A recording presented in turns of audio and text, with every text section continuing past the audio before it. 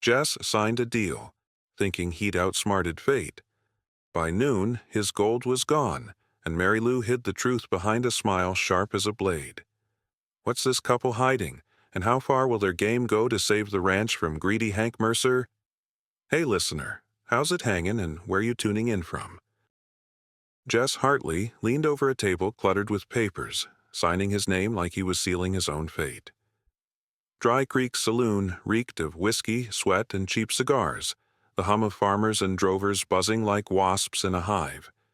His new bride, Mary Lou, stood beside him, adjusting a dress that had seen better days, smiling just enough to hide that this deal was their last shot at keeping the ranch. Her eyes, the color of sun-bleached grass, scanned the room but never once met Jess's. The saloon was packed tight. Saturday night drew anyone who could hold a glass or a grudge. Bartender Sam, bald as an egg, polished glasses with the zeal of a preacher prepping for communion. He glanced at Jess and Mary Lou, muttering something about a wedding that smells like debt. Jess just snorted, tipping his hat, and ordered another whiskey to drown the doubts already clawing at his chest. Outside, tied to the hitching post, stood Bandit, a horse with a cleaner mane than the reputation of half the saloon's regulars. He munched oats, oblivious that his owners had just bet everything on a scrap of land and a dream of gold. Mary Lou, tugging Jess's sleeve, whispered, "If we pull this off, we're free. If not, well, we'll drink coffee by the roadside." Her voice was steady, but her fingers gripping the fabric trembled slightly. The saloon roared on until someone hollered about a lost poker game, and every head swiveled to the back table. Jess glanced over, but Mary Lou was already pulling him toward the door, like she feared he'd dive into another scheme. "Come on, Cowboy," she said. "We've got a contract bigger than any card game." They stepped into the dusty night where stars shone brighter than their hopes, but still promised a chance. Morning in Dry Creek hit with a sun that burned like it aimed to torch Jess and Mary Lou's last hopes. They stood before the safe in the ranch's back room, where yesterday their savings, scraped from an old wagon sale and a few head of cattle, had sat. Now it was empty, just the echo of the door's creak ringing. Jess ran a hand through his hair, muttering, "Looks like our gold put on invisibility camouflage and bolted." Mary Lou, not looking at him, set the coffee pot on the stove and pulled out the ledger where every line screamed of debts. Sheriff Boyd walked in without knocking, holding a crumpled paper, a bank notice. He didn't take off his hat, a local sign of respect, but his tone was dry as the dirt outside. "You've got 2 weeks, Hartley. Miss the payment, and the ranch goes to auction." Jess tried to laugh it off, saying they'd convince the bank to wait till the second coming, but Boyd just shook his head and left the paper on the table like a death sentence. Mary Lou poured coffee into mugs, her movements precise, but her fingers trembled faintly, betraying worry. Her ledger lay open. Names of creditors, amounts, interest rates, a list like enemies before a duel. Jess peeked over her shoulder, whistling a tune to hide how the numbers made him sick. "Sell Bandit," he said, nodding at the horse outside. "And we might cover half." Mary Lou shot him a look sharp as a knife. "Bandit's the only one here who doesn't owe?" The horse snorted at the hitching post as if agreeing. By noon, they sat on the porch, watching dust settle on the road. Mary Lou shut the ledger and said, "We need to drive the herd to the station. It's our only shot." Jess nodded, though his mind spun. If this flops, what then? Bank takes everything, pride included. But he kept quiet because her eyes were already hunting solutions, not complaints. By noon, Dry Creek was a sizzling skillet, where even shadows hid from the sun. Jess and Mary Lou sat in the saloon, poring over papers that smelled of ink and bad news. Turns out their debt was held by Hank Chisel Mercer, a card sharp with a smile that'd curdle milk. His interest rates grew faster than cacti after rain, and judging by the notes, he was already planning to rename their ranch Mercer Place. Mary Lou fidgeted with a page corner, her fingers moving like they were tallying odds. 2 weeks till the auction, she said, looking at Jess. High noon, like some lousy play. Jess leaned back in his chair, rubbing his chin. If it's a play, I ain't learned my part yet.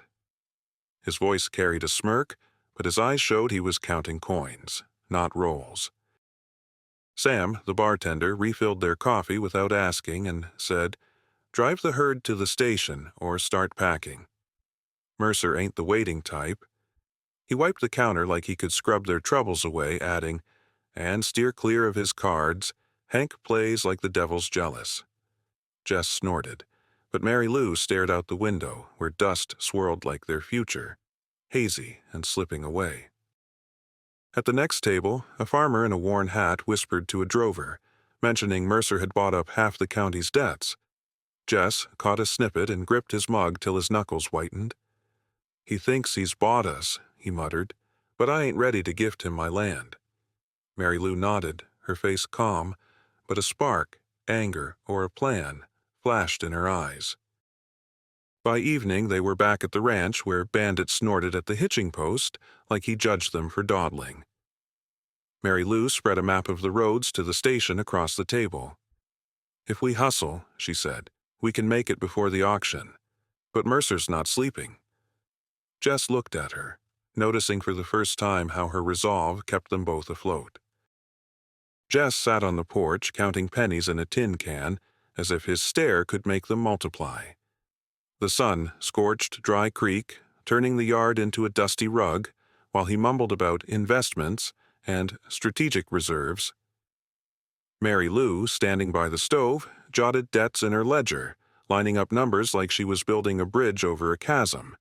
Her pencil moved fast, but she kept glancing at Jess, as if checking he wouldn't run off with those investments to the saloon. Bandit, tied nearby, eyed Jess like he was issuing a loan with a snort. Jess caught the look and muttered, "Don't stare, pal. You're the only one in the black here." He stood, brushed dust off his pants, and walked inside where Mary Lou had closed the ledger. "We're not broke," she said, meeting his eyes. "Just temporarily short on cash." Her tone was firm, but the corners of her mouth twitched in a smile, betraying she was playing this hope game too. By evening, they sat at the table, where a map and a to-do list replaced supper. Jess jabbed a finger at the railroad line. "Drive the herd there, sell, pay Mercer, simple as 2 + 2. Mary Lou raised an eyebrow. "Simple? You forgot his men, probably already sharpening knives on our trail." She spoke calmly, but her fingers fidgeted with the tablecloth's edge, showing worry. Jess nodded, realizing their plan wasn't just a road, it was a race against Mercer's shadow. They agreed. The money had to come honest, with a touch of cunning. "No poker tables," Mary Lou said, staring at Jess like she could read his mind. "We can't afford another of your brilliant moves." Jess grinned but stayed quiet, knowing she was right and his pride had already cost them plenty. By night, they settled on gathering a crew and driving the cattle before Mercer could block every path. Dry Creek's saloon buzzed like a hive of drunk bees by evening. Jess and Mary Lou sat at a corner table, away from the clatter of cards and arguments over cattle prices. They spread out a paper scrawled with hiring drovers, though Jess grumbled it was like pinning a target on their backs. Mary Lou, ignoring his gripes, scratched down names of folks who might risk joining their plan. First came Toby, a scrawny kid with freckles, looking like a gust could blow him away before he saddled up. "I've driven cattle to Topeka," he said, fiddling with his belt. "Won't let you down if you pay." Jess snorted. "We pay if we make it." Next was Clay, a bearded giant whose hands could bend a horseshoe, swearing he knew the trails better than his own wife. Mary Lou nodded, jotting them down, but her eyes lingered on the third, a quiet man with a scar across his brow, calling himself just Will. "I work for a cut," he growled. "No questions." Sam, the bartender, hauled over a coil of rope and a bottle of whiskey, calling it his stake in the game. "Don't listen to Clay's shortcuts," he said, wiping his hands on his apron. "His quick routes usually end in a swamp." Jess chuckled, but Mary Lou was already cross-checking the list with the map, calculating days to the station. "If Mercer gets wind of this," she whispered to Jess, "we'll need more than rope. We'll need luck." Sheriff Boyd poked his head in, scanned them, and said, "Rounding up a crew? Just keep the shooting out of town." He paused, eyeing Will, and added, "I'll watch Mercer, but don't give him an excuse." Jess nodded, but his mind spun. Mercer didn't need an excuse to trip them up. By night, the team was set. 3 drovers, a map, a plan, and Mercer's shadow already creeping behind them. Jess figured a few coins at poker could speed up their plans, so by evening, he was at the saloon's card table, where smoke hung like a curtain. He sat across from Hank Mercer, whose grin was wider than his hat. Mercer shuffled cards with the snake's slickness, while Jess, sipping whiskey, tried to look surer than he felt. "Bet $5, he said, tossing coins to the center. "Just a warm-up." Mercer squinted. "Warm-up?" "Cowboy, you're already playing for your last boots." The game moved fast, and luck, as usual, turned its back on Jess. Mercer took 3 of his bets in a row, then accidentally dropped a card, hinting he knew about the cattle drive. "Heard you got a crew," he said, raking in his winnings. "Hope they're better in the saddle than you are at cards." Jess clenched his fists under the table but smiled. "Don't worry, Hank. We'll make it to the station." Inside, he seethed, knowing Mercer was playing with their future, not just cards. Mary Lou stormed into the saloon like a dust devil, and without a word, grabbed Jess by the sleeve. "You promised," she hissed, dragging him to the door. "No tables, no brilliant ideas." Jess mumbled about doubling the cash, but her glare was sharper than cactus spines.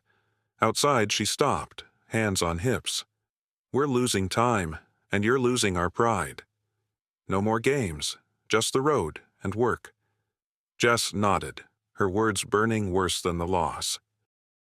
By morning, they gathered the crew at the barn where Bandit snorted like he judged last night's mess. Mary Lou gave orders. Toby checks harnesses, Clay counts cattle, Will silently sharpens his knife.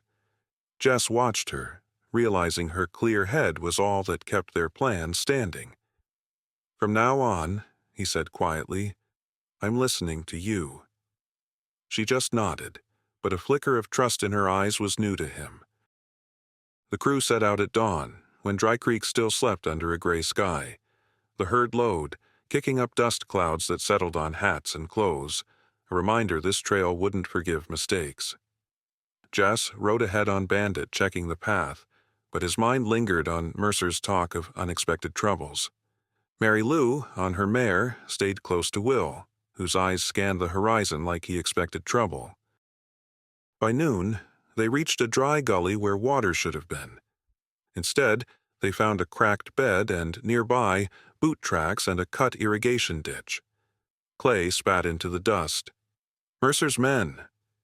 They don't want us reaching the station." Toby, fidgeting with his reins, mumbled that the herd wouldn't last 2 days without water. Jess swung off Bandit, kicked a clump of dirt, and said, "Hank thinks he's boxed us in. We ain't in the grave yet." Mary Lou dismounted and walked along the ditch, studying the tracks. "There's an old irrigation shaft a mile north," she said, pointing. "If it's still good, we can water the herd." Clay snorted. "That shaft? It's older than my granddad, and he ain't breathed in 20 years." But Mary Lou was already heading to her horse, and her certainty pulled the crew along, despite their grumbling. By evening, they found the shaft, rusted, sand-choked, but standing.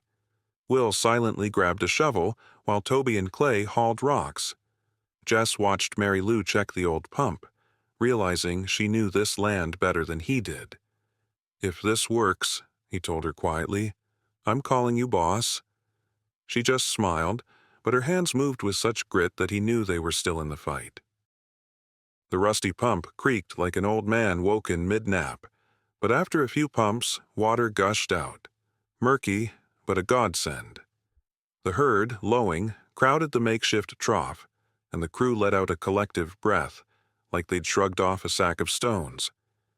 Mary Lou wiped sweat from her brow, watching the cattle drink, and said, "This shaft's like us, old, but still hanging on." Jess laughed, feeling for the first time that day they weren't just running from Mercer, but chasing a win.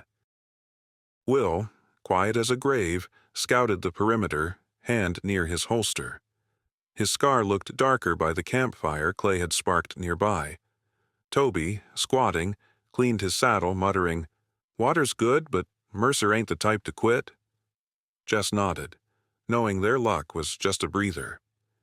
He glanced at Mary Lou, rolling up her sleeves, and for once listened to her not because he had to, but because he trusted her gut.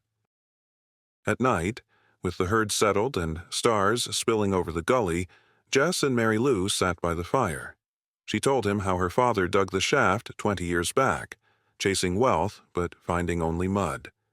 "He said the land teaches patience," she said, stirring the coals.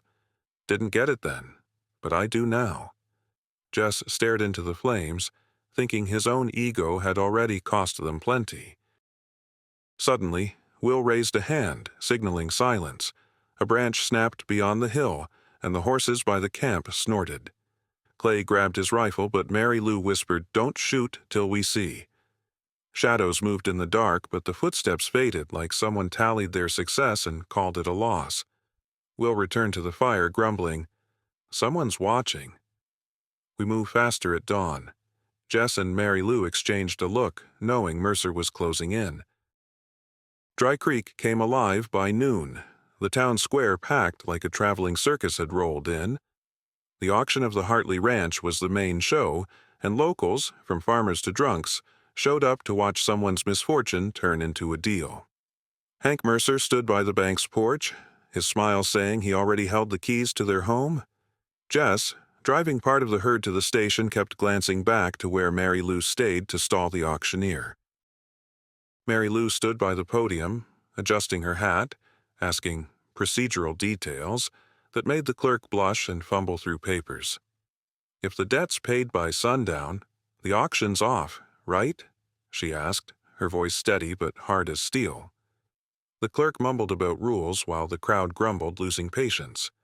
Mary Lou smiled, knowing every minute bought Jess and the herd another mile. Sheriff Boyd stood off to the side, arms crossed, his hand resting near his holster like a warning.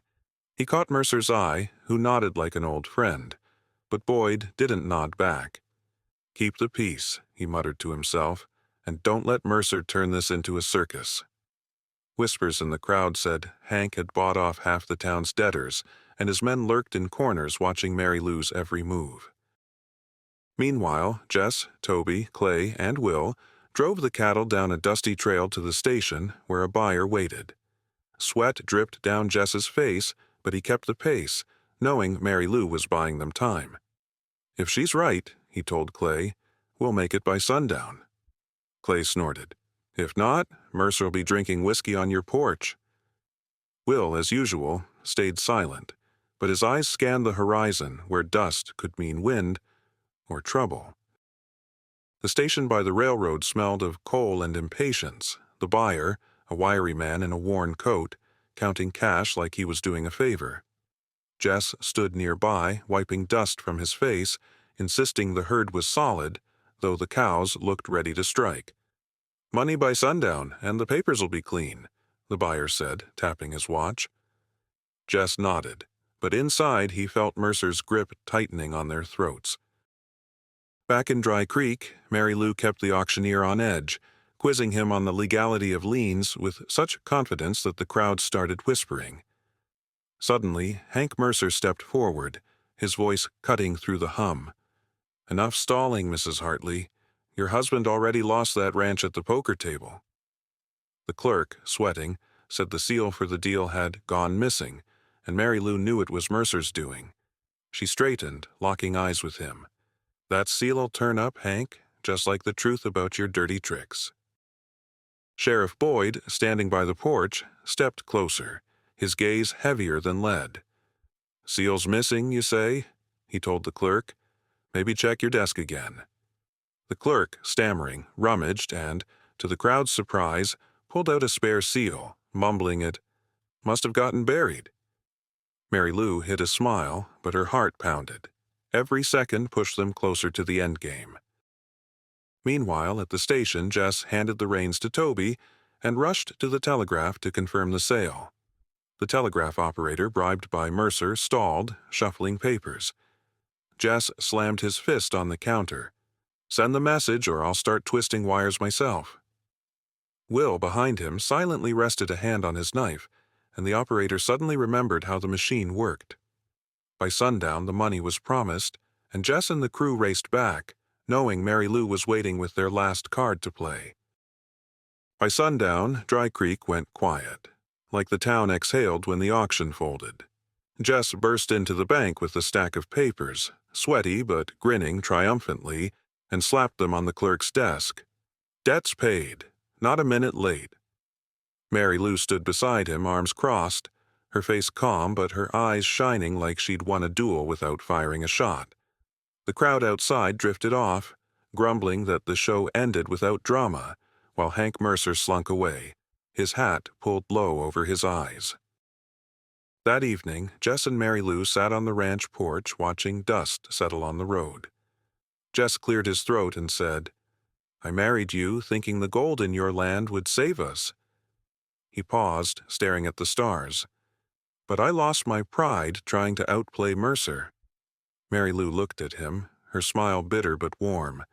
"And I married you for this land. Nearly lost my name playing by your rules." They laughed, quietly, almost wearily, but for the first time together, like their plan had failed, but their partnership worked. "We both wanted gold," Mary Lou said, glancing at Bandit, who snorted at the hitching post. "Turns out standing shoulder to shoulder's worth more." Jess nodded, feeling her words lift a weight he'd carried for months. Sheriff Boyd stopped by the next day to sign the final papers. He glanced at their porch and said, "You two are like a bad hand of cards that still pulled a win." Mary Lou smirked, and Jess raised his coffee mug. "To partnership, Sheriff. It beats even an ace." Boyd grunted and left, leaving them to count not money, but what they'd kept. The Hartley Ranch stirred to life at dawn, as sunlight slipped through dusty curtains. Mary Lou cleared ditches, humming an old tune her father sang while digging shafts. Jess hammered fence posts, pounding like he could bury all his past mistakes. Their accounts were now balanced as a pressed sheet, and the ranch, though weathered, stood solid, like it knew it had survived a storm. Sam, the bartender, swung by at noon, carrying a wooden sign reading, "Credit for horses only." He hung it over the gate, chuckling, "Bandit's the only one here who never asked for a loan." The horse, in his stall, snorted as if claiming his title as Dry Creek's richest. Mary Lou laughed, wiping her hands on her apron, and said, "If Bandit starts keeping books, we're all out of a job." Clay and Toby stopped by to say goodbye, their pockets jingling with their cut from the drive. Will, silent as ever, just nodded and walked toward the horizon where the dust was settling. Jess watched them go, knowing they'd have been sunk without this crew. He turned to Mary Lou and said, "We thought the land was everything. Turns out, people are our real capital." She nodded, eyeing the now clear ditches, and added, "Or stubbornness. We've got plenty of that too." By evening, they sat on the porch, sipping coffee while Bandit munched oats, like he was summing up their adventure. Sheriff Boyd rode by, raising a hand, and shouted, "Don't give Mercer a reason to come back." Jess grinned, and Mary Lou called out, "Let him try, we know how to hold the line now." And if anyone asks what happened next, well, that's another story, full of dust, sweat, and maybe one more deal.